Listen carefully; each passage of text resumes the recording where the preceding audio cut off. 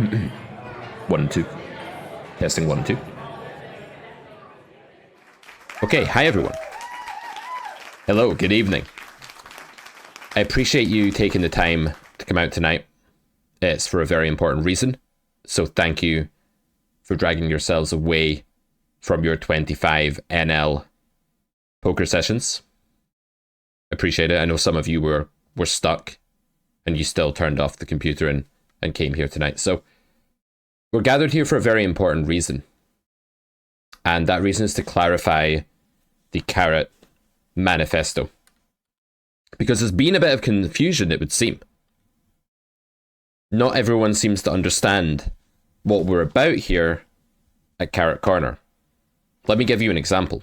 This is a quote that was left on a recent video. It's Hand of the Week 4, where a 200 NL reg called me down when I called his flop over bet, check raised the turn, and jammed the river all in. And this commenter said, "The call is really bad against Pete, and basically any 200 NL reg. The justification of I would need to call these hands sometimes to not overfold doesn't apply against someone who isn't capable of over-bluffing. Against someone who thinks about their range and on the turn considers what value would raise and what bluffs have to be used to balance." Give some examples of said bluffs in the hand. Call could be okay, but Pete's whole philosophy is the opposite of only thinking about his hand. What that means is it's the opposite one of only thinking about his hand. I think it's what the poster means. Not the opposite of thinking about my hand.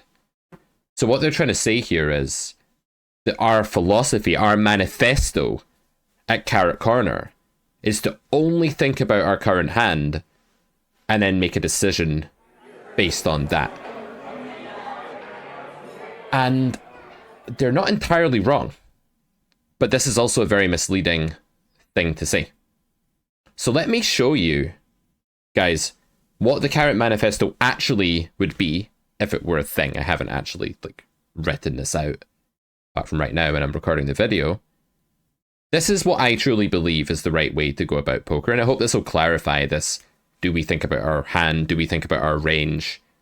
And I think we'll see that there's actually no contradiction here, and it's very possible to both think about what kinds of bluffs you might use on the turn in theory, but still ultimately make your decision based on whether you think your hand is plus EV to bluff with.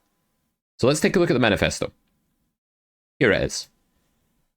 One play is better than the others with our hand right now.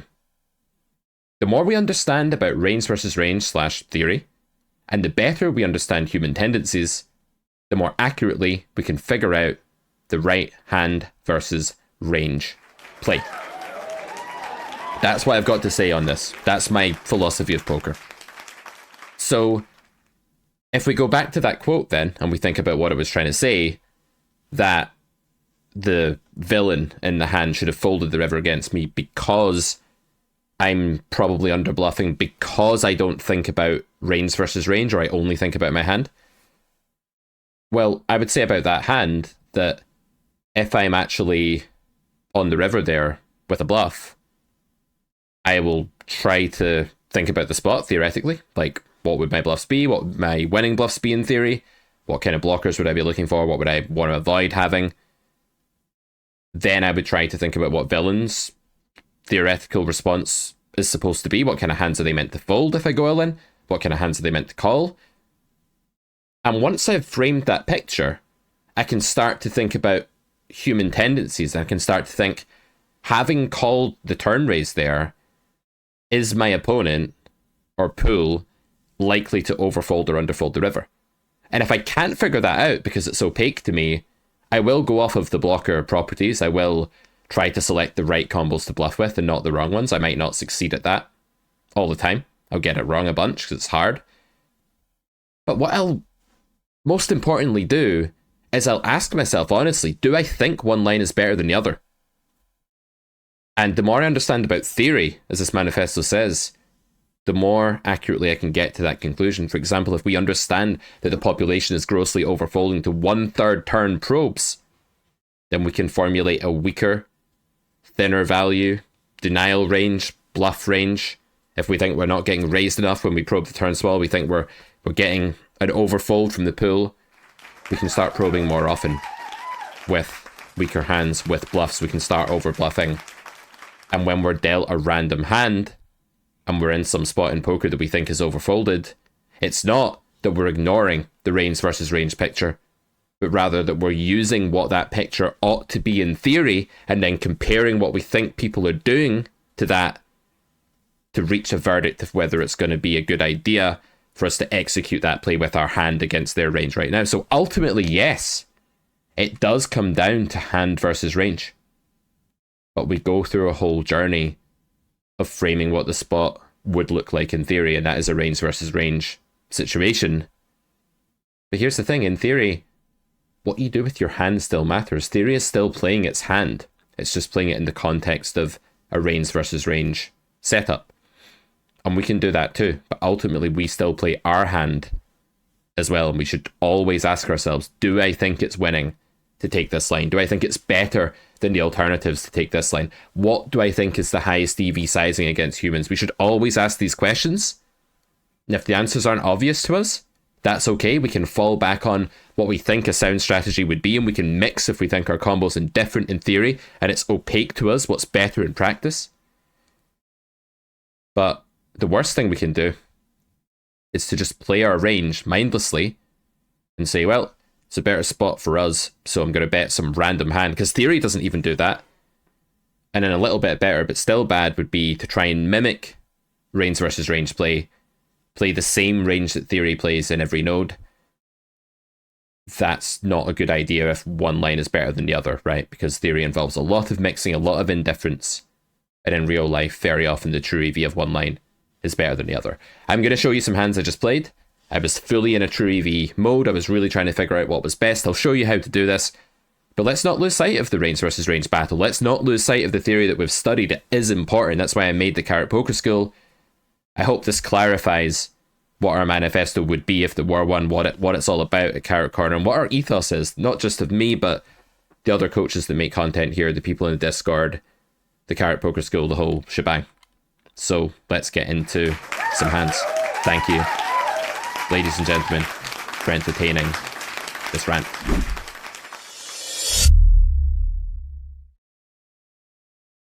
So let's begin illustrating this with a spot that didn't actually happen, but nearly did. I was on the flop here with 8-7, I was cut off versus big blind, and I went for a small c-bet. This is a board that's very, very good for a range that we can bet very often and all of that jazz. Villain is going to be supposed to slow play quite a lot in theory. So again, we start with the theoretical idea of what's meant to happen range versus range. We're meant to do a lot of betting. They're meant to do some raising, but not loads on this board, and very, very good hands on messy high boards are typically meant to slow play. So trips on King X is meant to slow play sometimes, a straight on Ace Queen 10 is meant to slow play sometimes, a flush on a monotone board is meant to slow play pretty frequently. Two pair on this board is meant to slow play and just call the flop a lot.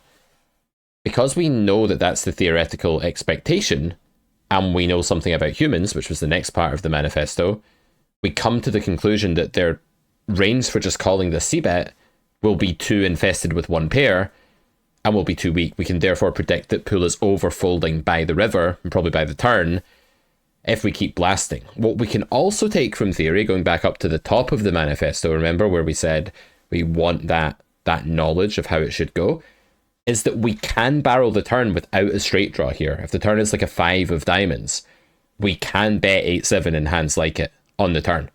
It's such a favourable spot for range, and the fold equity is decent enough that you don't actually need to have a nutted draw to bet the turn. A lot of people don't realise that. So when you put 2 and 2 together, that is the understanding of what's meant to happen in Theoryland and our understanding of human nature. And I've got a bit of an advantage there because I've taught so many poker players and I hear them articulate their thought process to me every day, and I give them feedback and try and help them with that. This spot is butchered, it's overfolded, and because of that we can overbluff and we can just blast off with 8-7. But we only know that through range versus range thinking initially, in theoretical study initially, so we know what ought to happen. But ultimately we make a decision as to what's best with our hand because it's not indifferent whether we bet the turn in river or not. It is in theory, it's not in practice, and that's why we land on this conclusion. So again, we make the decision with our hand, but we do the analysis in the range versus range world. We just ask what's different of humans in reality. That's it, in a nutshell.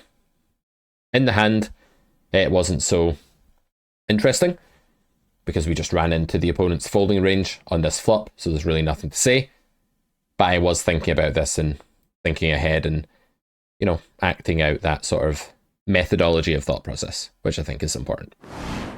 In this spot, we have an under the gun hand that theory thinks is extremely indifferent, like very, very close between opening and folding. But because of a 56 VPIP and another weaker looking player here in a small blind, we think that we're going to get 3-bet. Hopefully less than we should, although I didn't notice this guy at the time with only 20 big blinds. And maybe just a skill advantage to some extent post-flop at a relatively big SPR against this player. So we did decide to open here. I think it's right, and I think that's actually a like pure opening Queen 9 suited is kind of a deviation, right? We're saying I don't think it's indifferent anymore. I think it's better to play the hand than to not. Then we get to this flop, and my plan is to check raise small. And again, I was just planning this out, and I was thinking, what do they do differently to theory? What should happen in theory when I check here? Well, they should have a much tighter range for landing here in the first place. They should be landing here with a really condensed cold call range. And I know that I can check raise a hand like this even against that condensed, stronger cold call range that behaves itself. So when villain is a wild looking player who, when I check, is quite likely to just bet randomly and erratically, right? This general player type of the high VPIP, that's what will happen. We can then infer, because of our understanding of theory and range versus range, that it's really good to check raise in practice, because they're just betting too many hands, they're going to have to bet fold.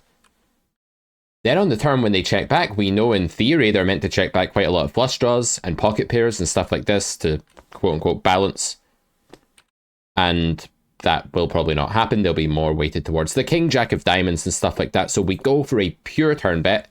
We don't overbet because in theory we know that flush turns are not great for overbetting. And I don't think that really changes here either. Because although villain usually won't have a flush when they check back, it can still happen. And it would be a bit overkill to go for a 2x pot here just to try and make villain fold king high or pocket fives or something, no heart. So we just go for this sizing, which should get the job done against most of the bad stuff. Ace high, king high, bad pair, no heart. And doesn't squander too much extra. If villain does happen to have hit a 10 or a flush or something rarely, or with slow playing flop, even rarer. The river's a king. We know from theory here that they're meant to have flushes on this line. They're meant to check back and then not raise the turn lead for that sizing with flushes. We know that they are supposed to find some, you know, under pair calls here because they just don't have like exactly a king very often at all. So they're going to have to call like some pocket pair plus heart. We also know that in the human domain that weaker players tend to overreact to the presence of an overcard. So this is a very clear bluff. I think there's a few sizes here that are viable. There's some argument for overbetting. I think this sizing's probably a bit better. I just get that sense. There's maybe some argument for block, but I think too many of the hands that would fold to block probably folded the turn, although there'll be some like ace jack off, ace 9 off with a heart, stuff like that. But I think the sizing gets some pocket pair to fold and some ace high and stuff. We do get called here by 10-7 of spades, which is fine. It's going to happen sometimes. Occasionally they'll fold it. Usually they won't fold a hand like that. But the point is, again, we're starting with range versus range, and we're just extrapolating from there and saying what's different in reality and how do we take advantage. And therefore, given that we know one line is better than the other, which one is it? And let's just take that line and let's play our hand in the sense that we're just always going to bet this hand big into this recreational player on the river, but not overbet. And that's the plan. Okay, so again, it's the same protocol, the same methodology. People sometimes ask how much the flags matter. I think they matter a fair bit. The European flags are generally more aggressive than other flags. Here we've called a 3-bet. We're actually indifferent before the flop here, but I just was feeling good about my game. I felt like I was playing well enough that I might have some skill edge here against the opponent, although it's not that easy to realise it in a spot like this, and decided to peel the 7s. I do think fold's like not terrible at this rake structure at all. We face just under third pot here, quarter pot kind of sizing, and we have a very stark choice here between raising and calling. In theory, this hand can slow play a fair bit, because in 3-bet pots, your invincible hands like this at the lower SBR, they don't really have to raise as much as they do in a single raise pot. That's the starting point.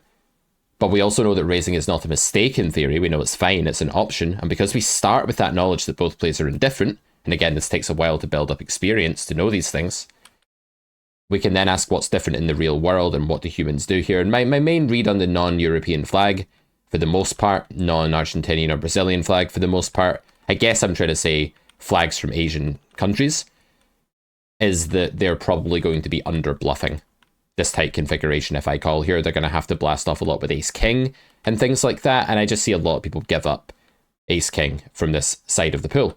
Therefore, if we're making less money from their bluffs, we want to focus on making money from their value and not allowing them to pot control, check back, stop putting money in with certain hands. So I just elect to raise here for that reason. I do think this is close though, because I also think they're possibly overfolding to a raise, but maybe not in this configuration. I'm not too sure. They might well be overfolding to raise as well. It could just be a spot where it's a little bit blood from a stone and they're just under investing on lots of different lines. But yeah, we did go for raise there. We get the snap fold. Obviously, we've just ran into something. Another argument here is that on most turns, they'll probably keep value betting their ace queen plus. So call is still okay. We give them the chance to bink if they have ace king or something. They might bluff us. I don't think this one's so clear, but that was what I was thinking at the time. I was still going through the same protocol that I wanted to illustrate. I definitely think we are less from bluffs than we're meant to here if we slow play. And you'll notice today I'm really just looking at mundane spots, right? Like common bread and butter spots, because you can exploit even in those. It doesn't need to be a weird and wonderful situation for you to think, what's the best thing to do with my hand given what I know about range versus range? So here we know that if we check, again, they're meant to check back pretty frequently with some good stuff. They're meant to slow play sometimes. When they bet, they'll need to control that a bit. My main read on the pool here is that they're overstabbing and overfolding to check raise, followed by subsequent aggression. So because they're betting too much 8x, 5x, gut shot, etc., not checking those hands back enough, if I go for check raise and then a big bet here, I think we get more fold equity than we get in theory, and therefore I just elect to just check this hand, this particular hand, and check raise it against the small bet. Against the bigger bet, they're going to be a bit more equity driven. So against the bigger bet, they're going to have more hands like flush draws, open enders, 6-7, jack 9, 9-7, 10x plus. I actually think this could be underfolded now if I check raise. I don't think this is such a good spot. We don't have the diamond. I think it's still too good to fold for this sizing in this configuration. Our pair draws are quite good. I decide to call. On the turn, the queen it's reasonable for their range. Some parts of it is not bad for our range either. It's one of these sort of neutralist turns. Villain pots it. And the European side of the pool potting it here is going to be very draw heavy. We block jack 9 here. And there are a lot of combos of 9-7, 9-6, 6-7, diamond, diamond. I think there's a lot of semi-bluffs in this range, and the sizing is so big that for value, Villain's really saying they have queen 8 plus, but I don't think queen 8's potting flop, so, or big betting flop, so probably queen 10 plus.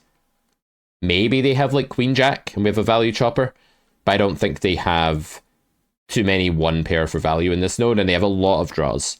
So I think this could actually be overbluffed in the sense that they have a draw too often here relative to like value because they're not checking the draw back enough on the turn. Again, I understand that in theory they're meant to check back a bunch of their draws here. They're not just meant to always bet with 6-7 or something. But I don't know if they understand that. I think the pool's overdoing it with the semi-bluffs here because it's very natural to do that. So I'm always calling. I think it's a call in theory anyway. I think this is a baseline call. Like it's not an exploit call. It just is a call regardless. But it's good to think about the exploits. If villain bets the river, I think we call. And the reason is that the value range is very, very thin. King Jack is not obviously going to... King Jack suited might 3-bet pre, and King Jack off may not bet the flop. We also block that. And Jack 9. And if villain bets the river, it would be very easy to have too many combos of 6-7 offsuit, one of these big blind defending hands. So if I face river bet here, I'm calling this hand because I understand roughly what's going on in theory. This is not a great card for their range here. They shouldn't be able to just bluff freely with all missed diamonds and 6-7s and 9-7s and 9-6s and jack 7s. But I think they can overdo it here due to a lack of value. And therefore, once again, because we understand roughly what's going on in theory, we're better equipped to try to find the exploit. Villain gives up with King 7 of Hearts. I think this makes sense. I don't really know. I mean, it does look to me like the sort of hand that might consider bluffing. Blocker to King Jack being kind of important on this node, I guess. We have some of it. Blocker to King Jack of Hearts being more important than blocker to King Jack of Spades, which might fold flop. I can see this one being a bluff in GTO, but being like very close to break even. Villain's decision not to bluff it, I don't know what that really tells us, other than maybe this isn't one of the people who likes to triple a lot. But yeah, against the pool, overall, I think calling river is winning in this spot with Queen Jack. And by that, I mean against the Austrian flag side of the pool overall. Let me clarify. Let's do another one. We have King Queen. We have a pretty thin marginal 3-bet, but again, I'm just looking at like player, min open, possibly not a reg, not one of the more 4-bet happy flags. So I do decide to go ahead and just always 3-bet this one up. I think it's winning. I think this is a spot where scale edge can translate more than out of position, for example. So actually choosing to always do this one, and also one, you like Russian behind, they're a bit more aggressive, but like not a lot of people behind I expect to like cold 4-bet or anything like that ever really as a bluff. So quite happy. This is just kind of GTO style, like c-bet, like when you've got a Queen 10-4 rainbow board, the queen is not in villain's range so much when they're early position as it is when they're late position, because they don't have ace queen off and king queen off and stuff as much. So these are really good boards for us. The queen 10x, we go for a small c-bet here, villain calls. On the turn, I think if I'm blasting 3 times here, what's going to happen is that I'm going to face an overfold, generally. I don't think I'm going to be called down by enough combos. And we block the queen of spades, which crucially blocks like queen jack of spades. It's the worst hand that could call us. And we're less concerned about the spade coming for that reason on the river. So checking back this king queen and theoretically is going to be okay. And I think in practice, given that we expect to face an overfold here, is probably good. Like just sort of saying, I'm not going to get 3 streets that cleanly in this configuration against humans in this pool. So let me check back, let them bluff their ace jack, let them bluff their whatever it is. I'm not sure what else they really bluff with here, to be honest. Maybe like ace king needs to start doing it at some frequency or something like that. Ace jack suited ace king off, because their range is very, very condensed here. And then if they check the river, we're going to go for a very, very big bet.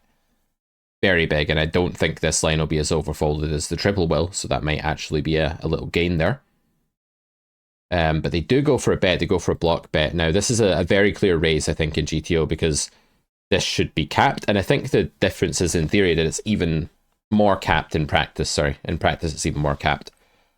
So our hand is pretty big here, and we can just go for value. If I go enormous here and say, oh, I have the best hand really often, so I'm going to go all in, I don't think that functions well at all. I think that, like, while it's true we have a ton of equity here, we're going to just cause immense levels of fold equity at that level of investment. So we go for this, which just seems like it should be fine. And he was betting small to induce. He managed to induce, but it was from my value hand. So much for that little theory, huh? Just from the value hand. And yeah, we win a nice pot, I guess. Okay, one more hand for good measure. So this is a spot where I actually decided to play very exploitatively. I just backed my gut here and backed my read. We have a very clear peel to the min open, big blind against button against a recreational player from Brazil. He has a purple name, which might mean that he streams or something when he's affiliated with GG, I think, something like this. Anyway, I didn't know the player, but I assumed he was like some sort of recreational or half reg, given the stack size here. Flop goes check check, and on the king turn, I think it's quite clear that we want to mainly play, in theory, like very big bets and checks and check raises and check folds and check calls. We don't really want to lead small here too often. I don't think we have a lot of hands that really fit that bill. We just want to check a stable high pair of 10s or 9s and lead very nutted and sometimes slow play and check raise nutted. So queen 9 just looks like a very easy check. And villain goes for pot, which is really interesting. And I very nearly raised here and very nearly called here and ultimately ended up folding. And the reason that I ended up folding is that pot from recreational players, it's just typically a very value-driven line. Like when you look at like grade E of the Carrot Poker School, right, where we like map out all the mass data, and you look at recreational player sizing, pot is so under bluff compared to other sizes. The bluff frequency actually goes down the way. The bluff to value ratio goes down and when it should in fact go up because villain's giving you worse pot odds, right? But it goes down in a lot of spots. Now, I feel like if villain had a higher equity draw, they're going to bet the flop very often.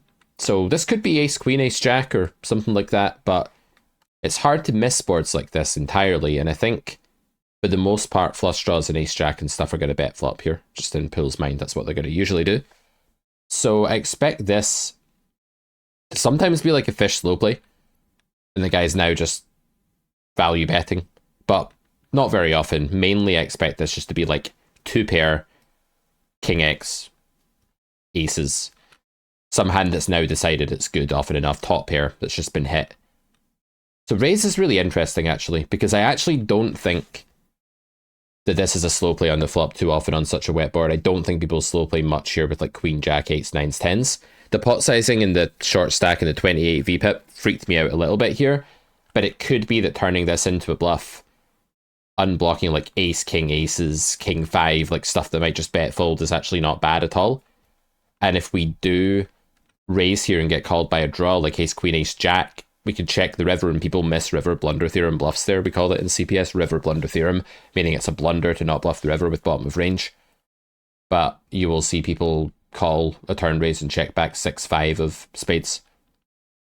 So I wonder if raise is actually the best play here. It might well be. I kind of chickened out and psyched myself out. I also realized the stack was like, yeah, I realized his stack was quite short for the first time and I was like, pot, short stack, recreational.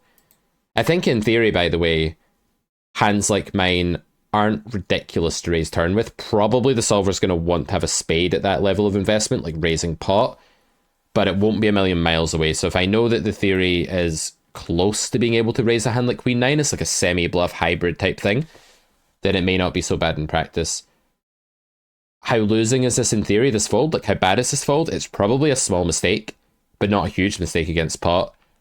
But what you'll find is on a favourable card for them here, in theory, they're going to bet hands with very low equity. So they may be bluffing like ace, 6 and stuff like this. They may be bluffing 7-5 for pot. They may be bluffing 4-5, right? Just a really bad hand because it's a very favourable node for their range. And I don't think that's happening in real life. And therefore, I think overfolding or raising is right. The overfold, that takes advantage of the fact I don't think they're bluffing enough low equity stuff and bluffing most of their high equity stuff on flop. And the raise idea takes advantage of the fact that they don't slow play flop much and are probably capped to two pair and one pair here mostly. But I do think it's a bit dicey. I'm not sure what I think about raise. You can let me know in the comments what you think. And yeah, I hope you have enjoyed this video. It's getting quite late here, which is why my camera and my webcam light is doing all of the lighting of the room. It's a horrible light. Sorry about that, guys. But I hope you've enjoyed this. Yeah, I wanted to clarify like what our ethos actually is. I know it's confusing when we have a lot of clickbaity titles like play your hand, not your range. And yeah, maybe we are trying to like ruffle feathers and shock people and get them to click and stuff like that to some extent. But we're also deadly serious about poker being taught the right way at Carrot Corner, and we like to show that in our products at carrotcorner.com. So do check out what we've got to offer there, and we'll be back with more content on YouTube for you guys very soon. Have a nice day or evening or whatever it is, and I'll catch you later. Bye bye.